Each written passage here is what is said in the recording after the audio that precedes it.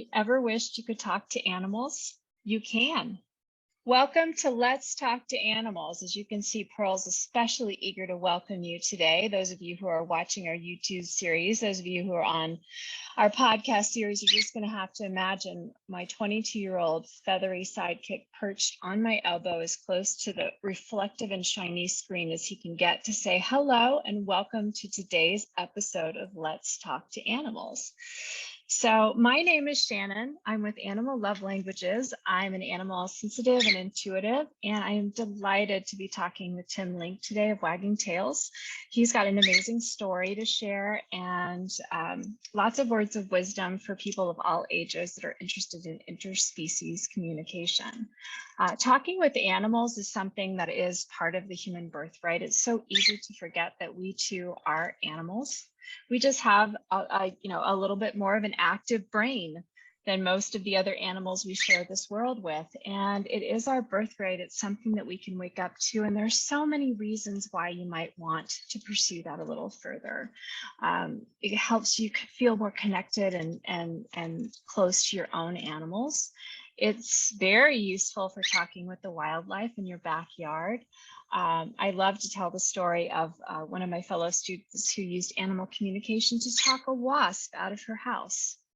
Haven't managed that myself yet, but definitely it's on my animal communication bucket list. And it's a wonderful way to feel more alive, to feel more connected to everything around us and to our planet.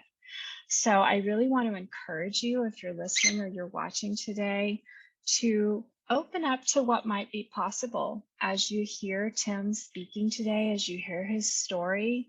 Consider whether you may have some of these gifts that he's talking about. Consider whether you may have a secret bucket list item. Maybe you would like to talk with your dog or your cat or your bird or your turtle or the wild animals in your backyard, and just give the idea a chance to breathe and maybe to grow a little and flourish. And with all that said, welcome, Tim. I was so excited when you agreed to be a guest on our podcast and our video series. Well, thanks for having me on. Welcome. Yeah, absolutely. Well, thanks for the opportunity. Good to see everybody. Hello. Good to see everyone. The day I figure out how to have my turtle and my tortoise on will be a big day in our little flock. That'll be really fun. That would require some creative camera work. So I see your book, Wagging Tails, behind us, which I love. Those of you who are on the podcast will have to check out Tim Link's website. I'm going to tell you now, just in case I forget at the end, although Tim, make sure I don't forget at the end, but it's wagging dash, not the underscore, but the dash, tails, TALES.com. And that's how you can find Tim. So our first question, of course, I'm privileged because I know your story, but people listening and watching do not. So our first question is, when did you first know that talking with animals was even like a thing, was even possible? Yeah, well, I think that, we'll say I was a little later to the game than some folks. When you start talking to other animal communicators that are out there, oftentimes they'll reflect back, say, well, when I was a small child, I always talked to the animals, or I got the squirrel down from the tree, or rescued the cat, and we had conversations and all that. And I always had a love of animals and an appreciation of animals. But, I spent, did what every all-American kid did. I went to school, I played baseball. I was first in my family to go to college, paid my way through college. And I spent 20 years as a telecom executive, and I traveled the world selling advanced technologies for cellular phones, smartphones. That's you can thank me or blame me if you have a smartphone. It's pretty well. Maybe this is the reason we can talk today, is because of you. So I'm going to go on. I'm going to thank. I'm in team thank. Good. So that journey paid off. Yeah. And then back in 2004, it was all going to change, unbeknownst to me. Basically, how it happened was my mentor, the late Judy Byers. Judy was coming to the Atlanta area where I'm from, and it was my wife's birthday weekend. And she had heard about Judy teaching this little bitty workshop, this little half-day workshop where it was designed to open your mind and open your heart and connect with the animals and see if you received information and learn how to breathe and how to open and clear your channels. And I was open to all of that, but I thought personally, being a guy, I'm like, okay, well, I'd already bought the card. I got the flowers ordered. Now I got the perfect birthday gift. So I'm set. Let's go to the workshop. I'm good for another year. So, and that's what happened. So we went to the workshop and we learned breathing techniques, how to calm ourselves and clear ourselves and open up our channels and our chakras to get them clear, and then opening our heart and our mind to the opportunity to be able to connect with animals. And we had animals, live animals that were there at the workshop, as well as photos of animals that of the participants that were there at the workshop. And we were asked simple questions. So there was about a dozen of us at the workshop. Each one was asked to bring in, 2 or 3 photos of their animals and ask some basic questions. Where does Fluffy like to sleep? What color is Spot's bowl? Where does Winnie eat her hay? These type of things. We were to breathe, calm down, connect, and then write down whatever we received, where it was a vision, a thought, a feeling, a smell, a taste. It didn't matter. Write it down. And so we did. And each and every time we went around the room, and keep in mind, only the human companions knew the answers or thought they knew the answers to these questions. So we'd write our answers down and we'd go around and sort of say what we picked up and, and went from there. And each and every time I received information, it was a vision usually, and usually a couple of words. And every time, not only did I receive something, but it was spot on. Wow. So it's not hard. I'm not a mathematician here, but a dozen people in a workshop having 4 or 5, animals or questions that per animal, and everyone was, spot on. And like you just said, I thought, wow. And then I thought, okay, maybe I should go to Vegas. I'm hot. I'm going to go get me some lottery tickets. I'm do some scratch off. I'm ready to go. I'm spot on today. And then most of all, it popped in my mind. It's like, well, what does this mean? And what am I supposed to do with it? And how does this fit into my world? It wasn't like I could, I was meeting with corporate 500 executives, CEOs, CFOs of major corporations, tech leaders. And, how was I going to say, you know what? You spend like, $20-30 million with me on this advanced technology that may never see the light of day, but go ahead and spend that. And I'll tell you why Fluffy's no longer using the litter box. Yeah. Now I think the birthday gift that keeps on giving. Would be perfect. Oh my goodness. Yeah. And I think our world's shifting that way, but it's like a big ship, it's slow to turn. Shift. Yeah. So, and I knew it was new, and I didn't know really what to do with it. And so, I worked with it in practice, working with my own animals, later working with friends' animals. Became part of an animal healing ministry at my church. So working that, especially on the grief counseling side, and then working with, became president of a humane society here in the greater Atlanta area, which afforded me more opportunities. And then of course I expanded my gift. I started receiving more words, feelings, colors, pictures, emotions, tastes, smells, however the animal wanted to communicate with me is what they shared back with me. And at the same time, I was doing things like I became a Reiki master. So I started working with Reiki with animals, shelter animals, and other animals. And so it broadened and expanded my opportunities. And finally, after doing that for about 3 years, close to 3 years, word got out. Word got out about what I did. I had some success stories, some public, some PR things came out. I found some lost animals, which I'm very well known for. And, I really had to make a decision. I had to go within myself, had to ask my guides and my spirit, and what was, really was this all about? Was this something I needed to continue to, keep quiet about and sort of do on the side and continue my, long-standing telecom career that I built? Or was this really what I was supposed to do? Is this my purpose? And should I go and let everybody know? Yeah, my message came through loud and clear. And immediately I typed up my resignation as soon as I got back from church that day, and submitted it and dug up the website Wagging Tails, because it's all about the tails they tell, not the tails they wag. And and away we go. And I've been doing it ever since. So we're going on 17 years of doing this and 14 years as a business. and something new and exciting every day.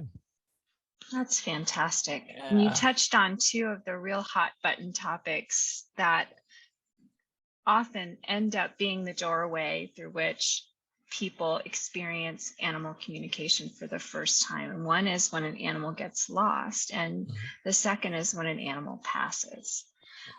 For me, it was actually the first time I connected with an animal communicator was when my tortoise wandered away, got lost. And the second, and I want to come back to this, but I was very surprised to learn that not all animal communicators work with lost animals. So that would be something interesting we can talk about. But also the second time my mother's soul dog was passing, and I purchased a session for my mom and dad to talk with their dog, and it just shifted the whole dynamic. I mean, we went from crying hysterically to feeling calm and centered and very connected to one another in the heart. And so, a lot of times these animals come into our lives and they open us up so much, and we just don't realize it until they either go missing or they pass. And that's sometimes when some of these new possibilities and even awakenings sometimes when people discover, wait a minute, my favorite part in an animal communication session is always when the person says, I knew they were going to say that. I'm like, oh, let's talk about that. How do you think you knew? Right. So I guess the biggest question, and I know because I came to it a little bit later in life, I turned 50 this year. And so, I spent the first half-ish of my life. I'm no mathematician either. How about that? The half-ish of my life, being the person who hired animal communicators. Certainly never thought that I would be able to. I thought those were the special people, and I just kind of wished that I could do what they did. But I truly just was very open to it and very much believed and still believe. But I remember waiting on the other end of the phone and just being like, oh, I can't wait till they tell me what my animal is thinking, or what my animal wants, or it's just it's like magic.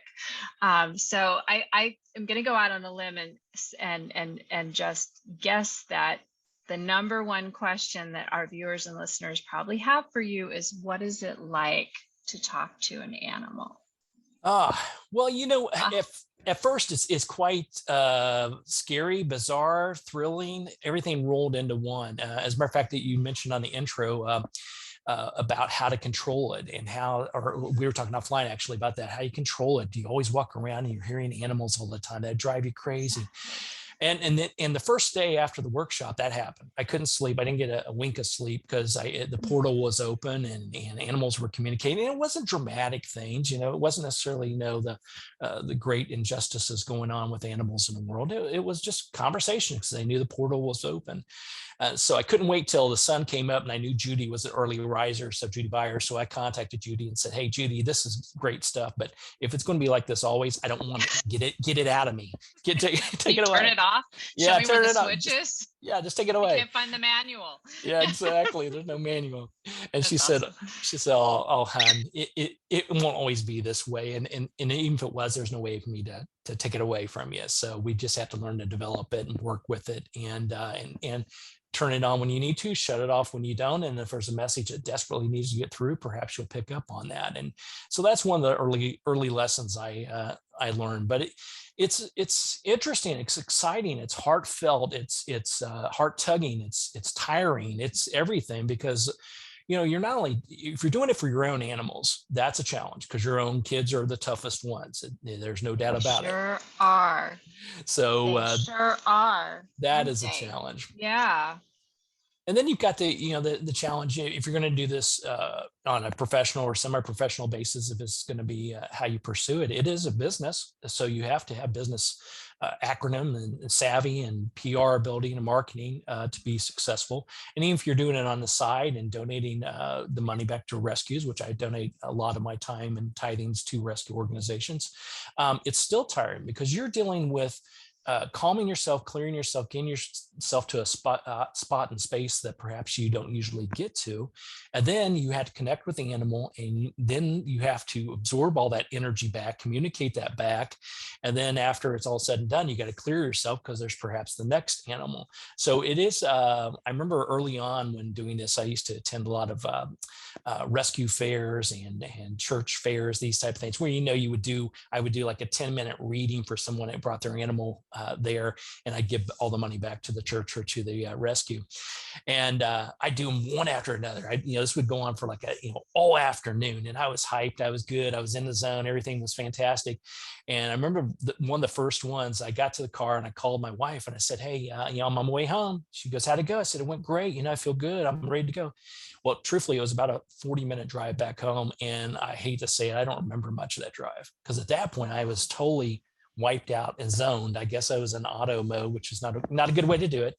But yeah, so you have to learn over the years to know when to shut it off, how to control it, how to open yourself up to it, how to deal with the emotions and they're coming from the animal, as well as if you're working with a human companion.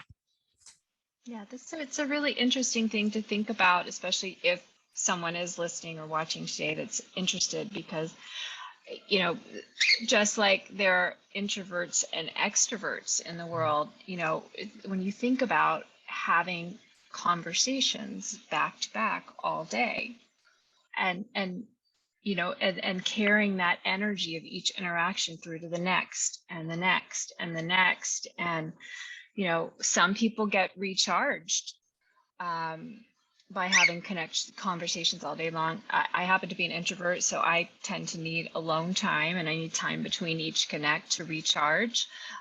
But then you have to factor in the deeper level that you're in this kind of altered state. You're in a sensory world. You're meeting the animal rather than asking the animal to adapt to our most overt method of communication, which is thoughts and words. We're meeting the animal more where they are, and we're really making that effort to, you mentioned earlier, you see a vision, you hear something, you smell or taste something, which can be particularly interesting if it's never happened to you, because sometimes the things that animals think smell or taste good are not the same thing that we like, right? There's a lot of sniffing butts going around. We'll just put it that way. Interesting, right? The things you didn't know were on your bucket list. Exactly. But, really just learning how to, my teacher calls it managing your energy. Learning how to manage your energy and understanding the importance of refocusing, disconnecting from one communication before entering the next, and keeping each one a sacred space between yourself and the animal that you're talking with and their person. So, and sometimes there's not even a person there if you're talking with wild animals. If you're talking with an animal that's been relinquished and is waiting to be rehomed, there are boundary things to consider. There are, what feels right. And there's not always somebody handy to ask. So of course, my next question is, how has talking to animals changed your life? And rather than me going on, nobody's tuning in to listen to me. I'd love to ask you that question, because there's so much in what you just shared. Right. Well, I tell you, it's a totally different world. I think on the exterior and the interior, I feel the same. I act the same, quite childlike, and some would say. That's good. But everything, yeah, from that aspect, if I didn't tell you what I did, or I didn't communicate with your animals, et cetera, you probably wouldn't know hopefully any difference from where I was 20 years ago. But internally, from a spiritual standpoint and from a heart standpoint, it changed my life. And then from a personal standpoint, just in a business standpoint, changed it dramatically. I mean, you have to realize that animal communication's come a long way over the years. I've been doing it for 17 years. There's others have been doing it longer than that. And even in the time I've been doing it, it was just really started hitting a stride a little bit. There was, some names on the list. People have been doing it for a while. And then now it's really growing. People are starting to accept a little bit more, or willing to open themselves up to it. And I think part of it's because it's been around and been proven, and others we're just we're needing that information. But it's also, there's sort of the tough side to it as well.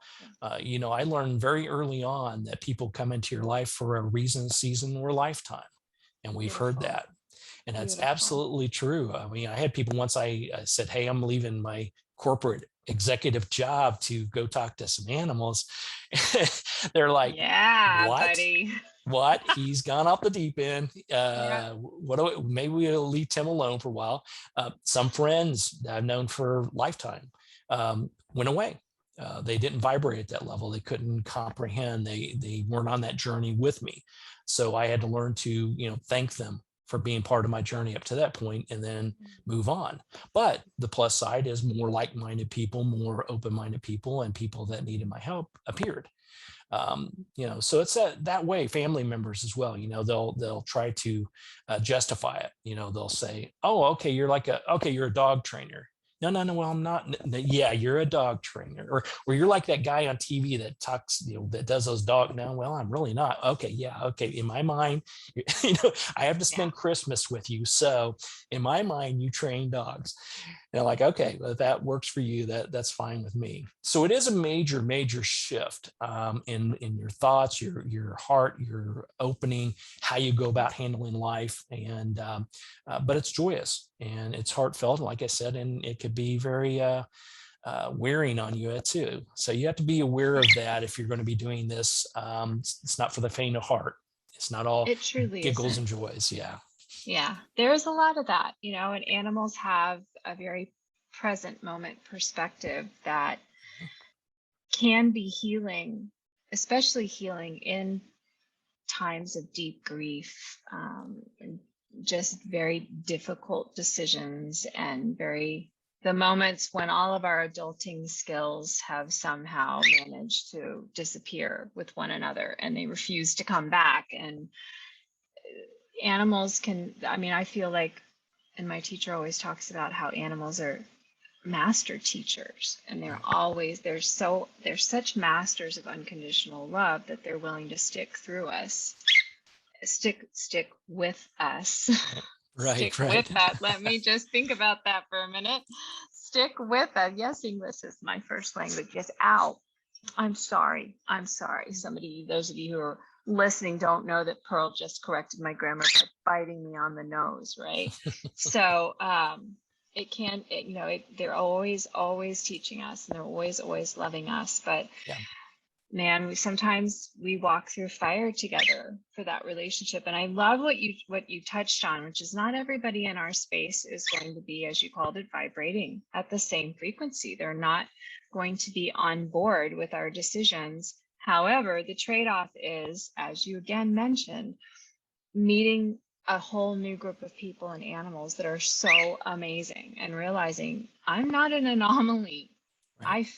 I fit in this other life in certain ways, but I didn't fit in this other life in certain ways. And I'm finding, for me, the biggest aha moment of my relatively short journey when compared to 17 years That's has old. been that I've felt parts of myself wake up, like for the first time. And at 50, you kind of think you know yourself pretty Mm. well, but the truth is there are parts of me that I had no idea were there. So I'm like, hey, how are you? Exactly, exactly. Yeah, Well, you, yeah. you touched upon how animals live in that present moment. And I tell people all the time that I think animals and humans alike, we have a purpose. There's a reason for us to be here. It's not all a grandiose purpose. A well-known friend of mine had once said that, Shirley MacLaine, and Shirley had said, why is everybody when they're reincarnated coming back as Cleopatra and Caesar? It's a good question. I Yeah, why hadn't aren't they thought of be? that. Yeah, why can't they just be Joe the janitor, or just a farmer or something? So I always take that to heart, and it's very true. We select a body, we come back with a purpose, and we try every day to fulfill that purpose. The difference is animals do live in that present moment unless we drag them back into the past moment, either our own or theirs, and they work on their purpose every single day, and they fulfill that purpose, or that body doesn't doesn't fulfill it, and then they'll come back around again. But they work and focus on that present moment and their purpose every day, where we sort of walk around with life trying to figure out why we're here. And then we climb that ladder and realize, is that all there is? And so then we spend Right. thousands of dollars in therapy trying to figure out, why am I here truly? And so we just look at our animals and follow their lead an animal's life, leave a dog's life, as we'll say. Then we'll learn those lessons earlier, and we'll find out why we're here, and we'll live a more fulfilling life. Mhm, mhm. So that actually is a very, very smooth segue into my next question, which, I'm just again going to go out on a limb and assume that anyone who's listening to the podcast or watching this series is interested on some level. And we mentioned in the beginning that you don't have to have a burning desire, or even a mild desire, to do this as a profession in order to just gain life-changing impact from connecting with animals. But let's just say we've got somebody out there who's listening or watching, and they just want to get started. They just want to experience it for themselves. And they don't have a reason. They don't need a reason. They just want to have that first experience. What advice would you give them? Well, listen to this podcast and watch this YouTube Listening video. to this There you podcast is a go. good one. Love it. There's great resources out there, and a lot of communicators that have been doing this for a while are either have their own shows, or they've been on shows. I mean, I host Animal Rights on Pet Life Radio, and I've been doing that for quite a few years, and it's very, very successful. But it's not necessarily about animal communication. It's more about talking to authors and writers, and those folks that have written about animals, or have animals as a key character in their book. And that goes out to Pet Life Radio, iHeartRadio, and all those wonderful places. So if you're wanting to find out more about it, just get online, check it out. You can check out, I've been on TV and radio. I've been blessed. We'll just put it that way. My mug has been shown many, many times. So if you want to look at my stuff, you can, or they're yours, and there's plenty of great people out there. So get your toes wet, get familiar with it, and then work with a couple of animal communicators, see what resonates with you. Find, one that seems to really touch you and get you. It doesn't have to read every perfect thing. They don't need to know spots, where he likes to hide his bone. You just have to have that resonation and be able to connect with them. And then take a class or workshop. And this doesn't necessarily, here's a cheap marketing plug. I have an online workshop. It's a 4-part audio workshop. I was going to ask you about that. Yes, yep. it's you can go to my website, wagging-tales, TALES.com. That's the word I was looking for. Yeah, and you find out a little bit more about how to communicate with animals. It's a 4-part workshop, includes my lovely voice throughout, so that's a plus. And I also have some couple of professional meditations that I recorded professionally. Fantastic. And those are on there as guided meditations. So you can go do that if you want to study at home on your own pace and your own time, or you can take a class or a workshop in person, or now, Zoom is hot as heck right now, right? So I know. When did Zooming become a verb? Zoom becomes a verb. Zooming is a verb. We're Zooming again today. That's right. So there's plenty of opportunities. And I think the thing I tell people that you don't have to be a professional. If you want to, you can. If you can do this on the side, you can do it for your own benefit. You can open your mind, your heart, and the idea to be able to communicate with the animals.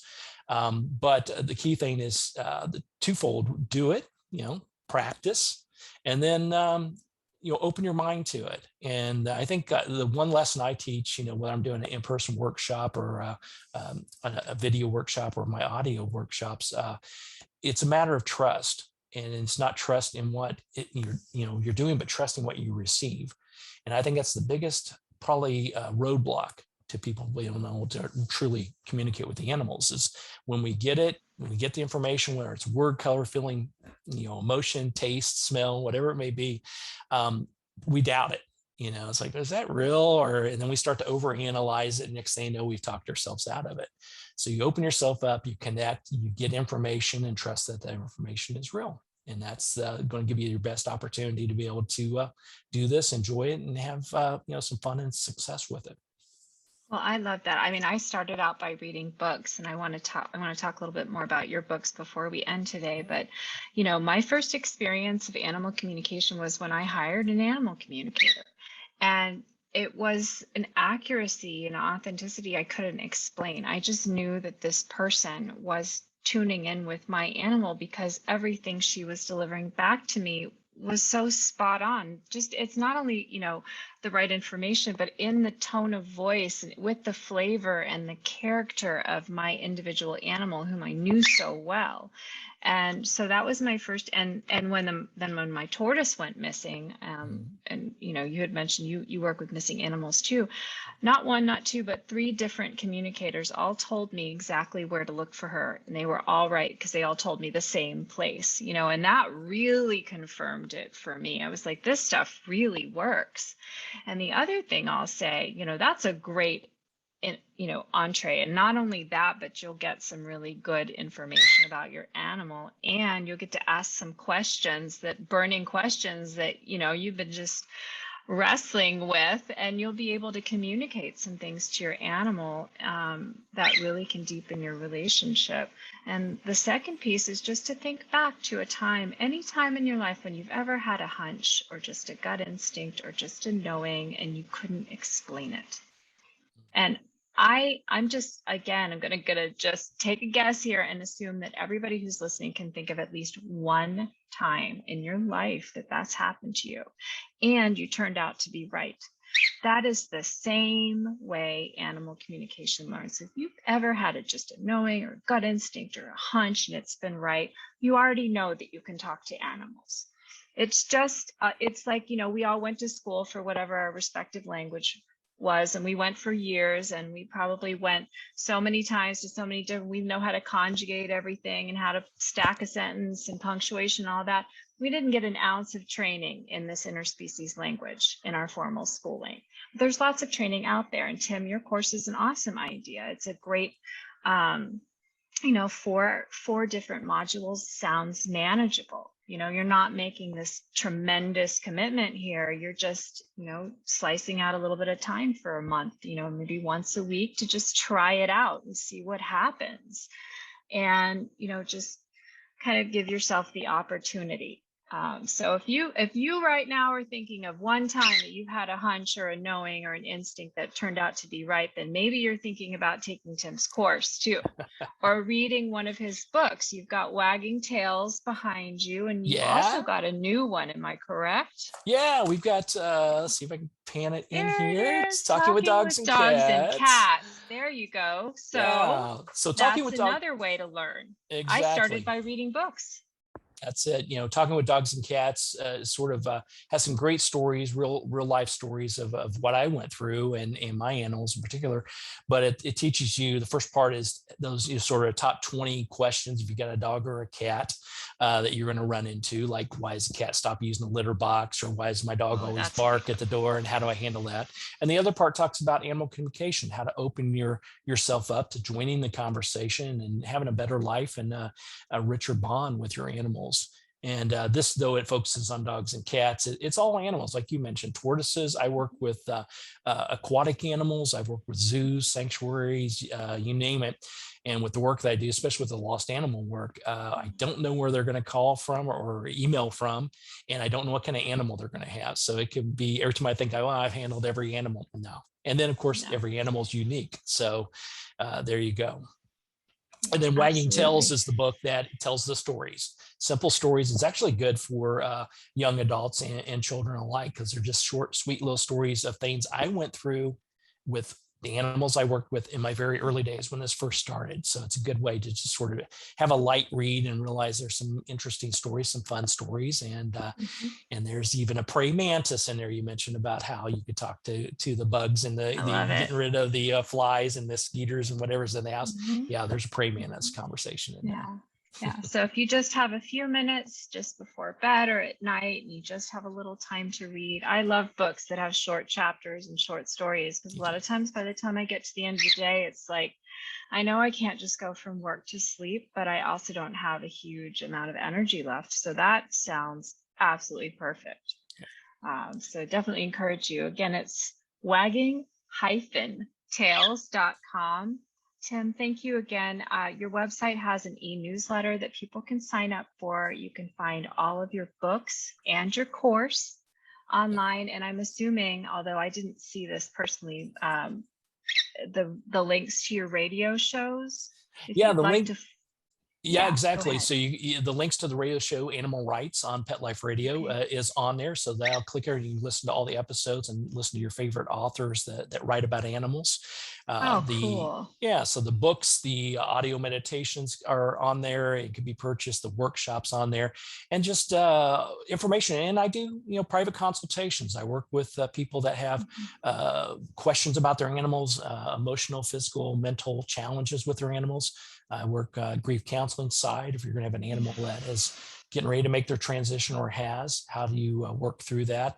And then, of course, the lost animal work. I work with people around the world, hopefully reuniting them with whatever animal that they're taking care of or it's part of their life. So it's there's a lot on there. So if you get a There's chance a to take a look lot at it, going on. that's There's a right. lot going on at wagging-tails.com.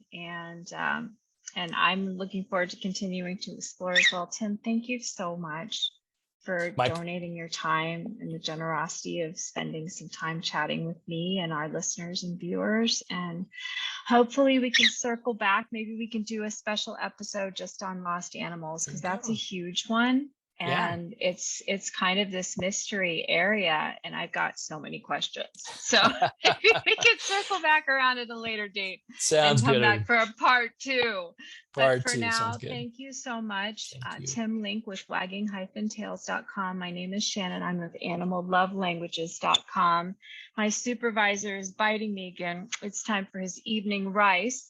We have so enjoyed being a part of your world today. Thank you, listeners and viewers, for giving us a little bit of your time and your energy and sharing our love for animals. And we look forward to continuing to connect each month and maybe even each week as this podcast and YouTube series grows. Thank you again, Tim, and look forward to chatting soon.